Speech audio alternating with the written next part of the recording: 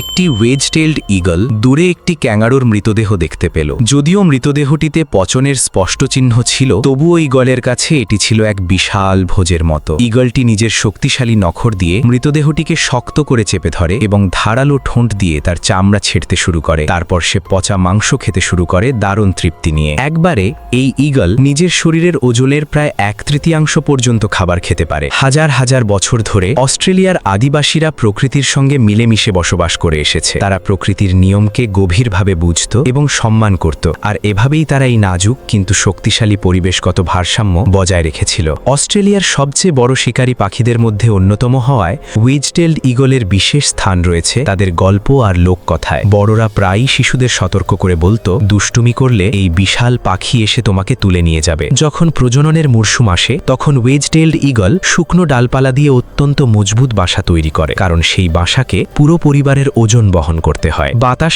আরও জোরে বইতে শুরু করল। পুরুষ ঈগলটি তার বিশাল ডানা মেলে আকাশে উড়ে যায়। তার ডানার বিস্তার প্রায় 2 মিটারেরও বেশি। গরম হাওয়ার স্রোত ব্যবহার করে সে অনেক উঁচুতে ভেসে থাকতে পারে। তার অসাধারণ দৃষ্টিশক্তির কারণে ওয়েজ-টেইলড ঈগল প্রায় 3 কিলোমিটার দূর থেকেও শিকার দেখতে সক্ষম। ঝোপের মধ্যে লুকিয়ে থাকা একটি ক্যাঙ্গারু বিপদের আভাস পেয়ে যায়। সে নিজের লম্বা পা ব্যবহার করে দ্রুত দৌড়াতে শুরু করে। দীর্ঘ উত্তেজনাপূর্ণ ধাওয়া শেষে ক্যাঙ্গারুটি শেষ পর্যন্ত শিকারীর হাত থেকে পালাতে সক্ষম হয়। ঠিক তখনই একটি মৃত খরগোশ ঈগলের নজর কাড়ে। যদিও তারা খাদ্য শৃঙ্খলের শীর্ষ শিকারী, তবুও খাবারের অভাব হলে বেঁচে থাকার জন্য তাদের পচা মাংসও খেতে হয়। কিন্তু এই খাবার শুধু তার নিজের ক্ষুধা মেটানোর জন্যই যথেষ্ট ছিল, বাসায় অপেক্ষা করা বাচ্চাদের জন্য নয়। তখন পুরুষ ওয়েজ-টেইলড ঈগল পাহাড়ের দিকে তাকালো, যেখানে কিছু পাথুরে ইঁদুর ঘুরে বেড়াচ্ছিল। এই শিকারগুলো অত্যন্ত দ্রুতগামী এবং খাড়া পাহাড়েও দৌড়ে পালাতে পারে, তাই সঠিক সময়ের অপেক্ষা করা খুবই জরুরি ছিল। হঠাৎ ঈগলটি বিদ্যুতের গতিতে নিচে ঝাঁপিয়ে পড়ল। মনে হচ্ছিল যেন